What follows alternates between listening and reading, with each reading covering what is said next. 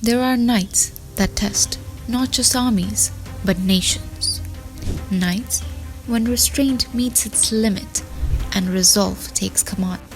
For Pakistan, the night of 11th October was one of those moments. As darkness fell, Afghan forces opened unprovoked fire at 7 points along the frontier. Mortars thundered across the valleys. Border posts came under attack. It was sudden, coordinated, and aimed deep into sovereign ground. But within minutes, Pakistan's response began. Not panic, not confusion, but precision. Artillery units locked in, tanks moved forward, drones took to the sky. The silence of the night broke into controlled fury. In Chitral, flames consumed an Afghan post. Silhouettes of retreating soldiers slipped through the darkness. Farther south, in Anguradda, flashes of gunfire lit up the ridgelines, and when the dust settled, Pakistani flags were seen raised over captured positions. By sunrise, 19 enemy posts had fallen. Afghan troops had abandoned them, leaving behind their weapons, their dead, and their pride.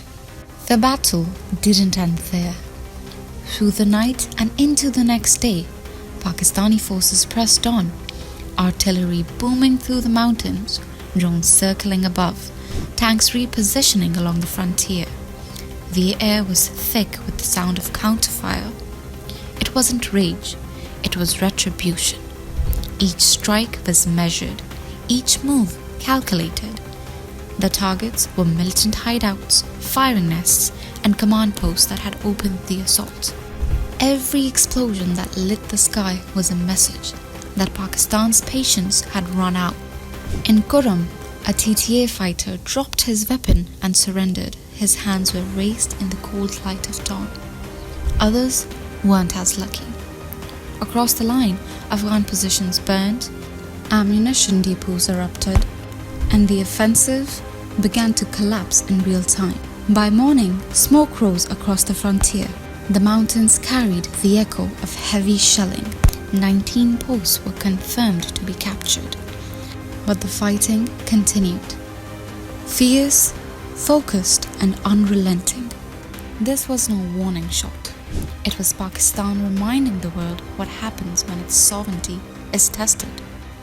The timing spoke volumes. As the clashes erupted, Afghanistan's acting foreign minister was in India, meeting officials, smiling for cameras. To many observers, that coincidence wasn't random. It looked like coordination, a familiar playbook, an old plan with new hands. What some are now calling Operation Sindoor 2.0. The intent was clear: to test Pakistan's defenses, to provoke, to distract. But the answer was already written in the roar of Pakistan's guns. This isn't a nation that bends under pressure. It's one that's been built through sacrifice, shaped by fire, and steeled by faith. Across the western frontier, Pakistan's forces remain on full alert. Artillery commands stand ready, drones patrol the skies. Every movement on the border is being watched, tracked, and targeted. This is no ceasefire. The operation continues, deliberate, disciplined, and decisive. For those watching, from beyond the mountains, from Delhi, from Kabul, from wherever the plan was drawn, this night has become a reminder. Pakistan's borders are not just geography, they are honor. And when that honor is challenged, Pakistan does not hesitate.